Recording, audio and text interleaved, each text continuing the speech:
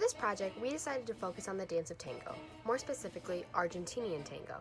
In order to truly immerse ourselves in this dance, we decided to attend a dance studio in the Madison area, and that is the Madison Ballroom Company, which specializes in teaching a vast variety of dance types. We attended the beginner Argentinian tango dance class taught by Joe Yang. Joe has an extensive knowledge on this type of dance. In fact, he has developed a deep appreciation for it, and throughout our interview, we were able to learn a lot. So let's take a look. One thing is that it's improvisational. There's no standardization of steps. I know that with ballroom, with what Sam teaches, there is like a governing body that determines what steps are during competition and levels, and things like that. But in Argentine tango, there isn't. There is no standardization of steps. Different neighborhoods in Buenos Aires will dance tango slightly different. I hear that if you go to certain socials in certain neighborhoods, if you don't dance it their way, they look at you funny. In some cases, they may kick you out. Like back in the old days, they would say, well, you're not dancing our way, you know. So yeah, there's no standardization of the steps. To this day, there's still a lot of debate going on over what steps are, what truly is a tango step, and things like that. So, yeah. So the improvisational aspect of it, it's very emotionally connected to the music. So it's not about the figures; it's really about the connection between the two dancers. So I'd say that goes really deep with that.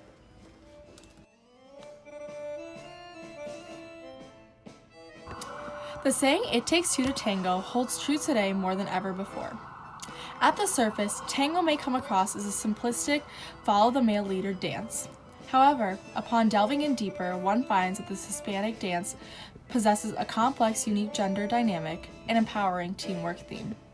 Thus, although tango started off as predominantly male, it has slowly evolved into a more equal and progressive dance, as seen through the terminology used within the rules, the fluidity of the leader and follower, and the importance of both roles in order to compose a cohesive piece.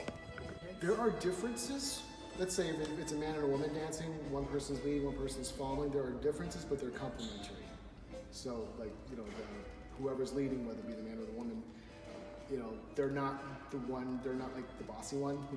They are setting the choreography. They are, setting the dance in motion. But the follower, that's a loaded term. We don't really like. It's the only word that we have. But the follower role, it's actually extremely important. It's not about obeying and just, okay, yes, dear, I'm going to go here. It's really about completing the other half of the dance and really bringing out the artistry of the entire dance. I often tell couples that, yes, the man might be following, but it's the man's job to make the woman look good. The woman is a priority, but she can't look good unless she's trusting the man to lead. So there is this very different role, but they're equal and they are complementary.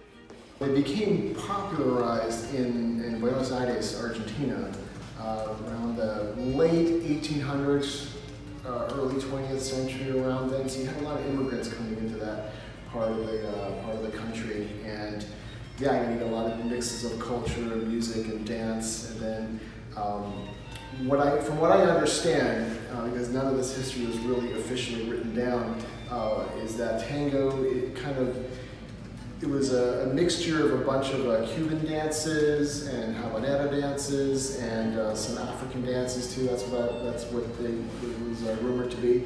And it became popular in these real working class areas. It was kind of like a street dance. And then it kind of evolved from there. It became more mainstream in Europe, in Paris. So you had, it wasn't like really underground, but it was like in these working class areas, maybe these seedy neighborhoods.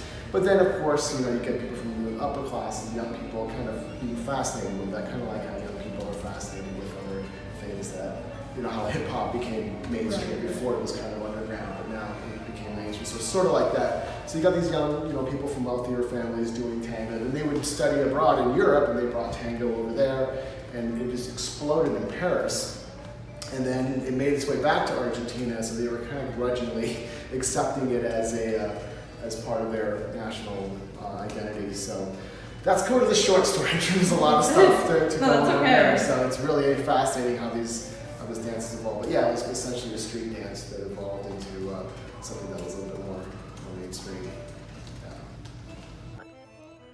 Also, it is important to investigate the different dance floors tango takes place on. Tango can be performed on a wide variety of floors, from festivals to places in the field, such as social gatherings and weddings. Overall, the way you relate to one another is constantly shifting, and who you're dancing with is constantly shifting. You'll not always dance the same way with another person. For example, for some people, you may need to change your movements in order to compensate for their height or for their strength. Consequently, current tango studios and instructors enforce learning both the leader and the follower roles in order to be more ready and willing in new situations. So, tango can be pedagogical because it gives us new ways to imagine our bodies in relationship to another one. We have to learn how to work well with others, regardless of our background and our limitations or strengths. So, our class was pretty diverse, but we were not restricted to certain individuals or confined to certain steps based off of who we are. In tango, you have to be open-minded. You have to throw out your preconceptions of race, gender, and sexuality because, although, for example, you may dance with a woman, this does not have a reflection on your sexual orientation. Delving in deeper to the true meaning of tango, we will first begin by exploring the gender roles each has in the dance. First, looking at the dance from a macroscopic level, the dance initially started off as a heteronormative dance, as it was very much so a part of the courting for men and women in the early 19th century.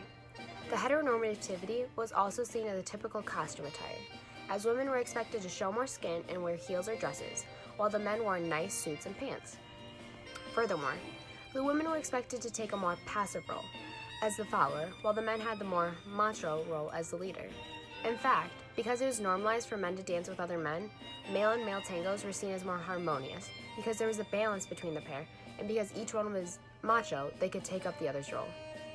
According to the book Dancing Tango, Passionate Encounters in a Globalizing World by Kathy Davis, it is noted that back in the 19th and even spewing into the 20th century, female and female tangos were seen as more eroticized and slightly pornographic, as the very essence of tango is betrayed when men are no longer needed as leaders. So, it seems that femininity is less containable in tango than masculinity. Also, women dancers can be easily kicked off the dance floor by the more dominant male dancers. The residue of this stereotypical view of women in tango can still be seen somewhat in pop culture, as movies will show the women as more sexual, while the males are more dominant. For example, in the film The Scent of a Woman, the tango scene is almost provocative, and the man is dominating the whole time.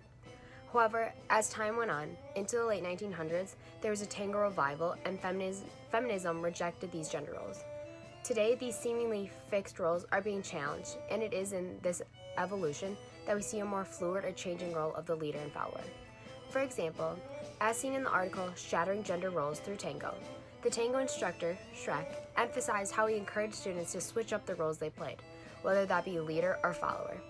This, in turn, helps each pair learn the other part, and in turn truly understand and be able to better connect with the other partner. As a direct result, many dance courses around the world have turned to using the terms leader and follower, which are gender neutral, instead of man and woman. As seen in our own lesson, we saw a mix of genders in who was leading and who was following, especially because the instructor randomly assigned the roles to many of the pairs. Even the instructor himself constantly went back and forth between his role as leader and follower to show us just how easy that transition is.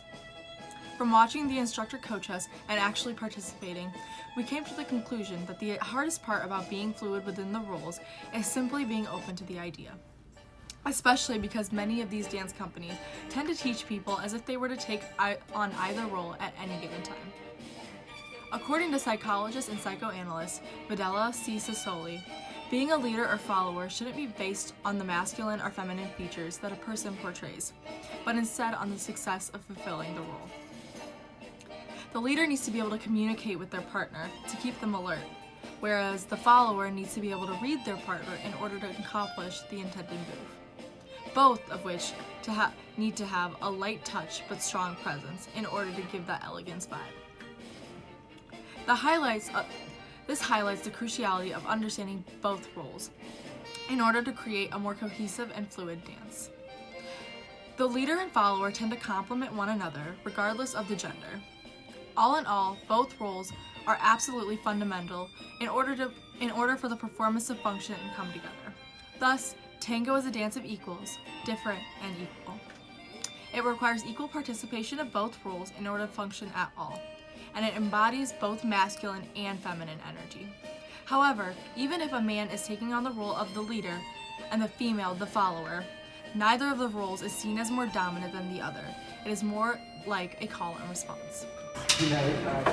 There's variation for sure, yeah. I mean, there's a lot of people who stick to their roles, but there's a lot of people who want to learn both too. I mean, there's some people, I should say, not a lot, but so I'm in the intermediate class on Wednesdays. I know there's one woman who only wants to learn to lead, and that's all she ever does. She doesn't have any desire to follow. So, you know, and that's her thing. And then there's other leaders will drop into the following role.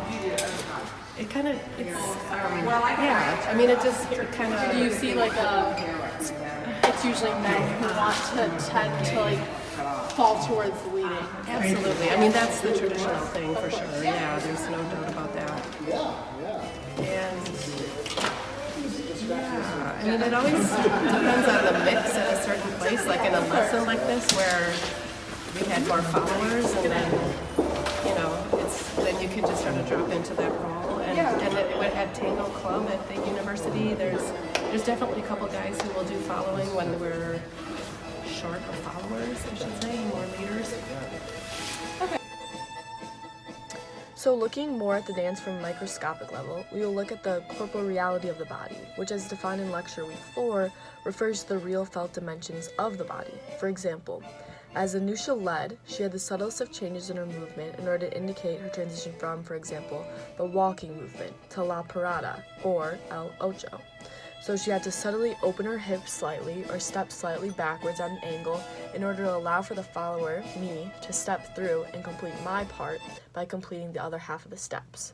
So this goes back to the call and response aspect of the dance. The follower needs the leader to perform the correct steps in order for them to be able to correctly complete their part, which in turn then completes the entirety of the move. You can't just have one part and not the other. Each part completes the other. So, although the stereotypical view is that the male is starting or initiating the dance, and although we see hints of male domination persist, such as stereotypical view of the heteronormative views of male and woman in the dance, overall the dance has transformed into a more egalitarian form. So dancing the tango specifically, is now a form of empowerment and liberation for women. It Takes Two to Tango is better with two fully fledged individuals adding their own pauses, interjections. One person inspires the other. Also, an interesting thing to note is in the eye contact, the literal gaze of the dancers as well as the male gaze, or lack thereof. To explain further, in watching the dance class and the instructor, we noticed that there was never direct eye contact between the partners. Instead, you gaze past your partner, or you gaze at the others around you, or at the audience. I believe that this means that it shows that you're focused on getting your movements in sync through your other sensations rather than using your sight. This deepens the connection between the pairing even more and adds to the equality of the dance because both partners are literally feeling their way, so to speak, through the dance and learning each other's movements and how they work together as a cohesive unit. Furthermore, by not looking at the partner, you have more time to look at others around you or at the audience, which in turn would take back the male gaze by acknowledging that yes, the audience is looking at me, but I'm also looking at the audience. Furthermore, women are not being objectified in this dance because they're not being framed or portrayed and displayed to the audience like they are in ballet. Rather, the pair is moving and flowing together, which was really evident when Anusha and I were going through the moves, even the walking part. It's a very flowy and continual movement. Furthermore, tango is an improvisatory dance, which is crucial to take into account in order to study the gender dynamic. Every step represents a new decision. So the entire dance can be viewed as a conversation between the pairs. It's consensual. When one moves one way, the other can agree or disagree and create la parada or el ocho, for example. As a direct result, many dance courses around the world have turned to using the terminology of leader and follower, which are gender-neutral terms instead of man and woman. As seen in our own lesson, we saw a mix of genders in who was leading or who was following. Even the leader switched off in his or her role as leader and follower. This highlights the cruciality of understanding both of the roles in order to create a more cohesive and fluid dance. The leader and follower tend to complement one another, regardless of the gender of each role. All in all, both of the roles are absolutely fundamental in order for the performance to function and come together. Thus, tango is a dance of equals, different and equal. It requires equal participation of both roles in order to function at all, and it embodies masculine and feminine energy. However, even if a man is taking the role of the leader and the female the follower, neither of the roles is seen as more dominant than the other. It's more like a call and response. Overall, tango contains a rich history originating from Buenos Aires, Argentina. Although it may have started off as a heteronormative dance, it has slowly evolved into a very egalitarian form. Based on the research we conducted and the class we attended, we saw that the evolution of tango was primarily from converting to gender-neutral terminology, having the leader and follower roles be more interchangeable, even with the choreography, and acknowledging the importance of both roles in dance. It is through these aspects that we see how tango went from being an alpha male machismo form to more accepting and open dance.